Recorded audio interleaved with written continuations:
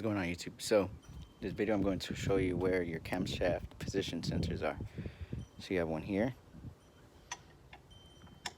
right? Sorry, there's one right there, one right here which is out right now, one down here, and one right behind this right here. So you got to take this off, and it's not too hard to do. Just got to take these off carefully, make sure you don't break them.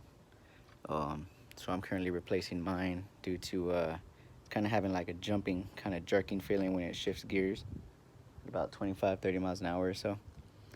Took it in to get read because my engine light came on, and told me it was a camshaft position sensor, which is right here, as you see. So how it goes in is this will go into the engine block, your connector up top, and your bolt down at the bottom. If you need more detail on how to replace them, go ahead and comment down below, and be gladly come out here and show you step by step. Y'all have a great day.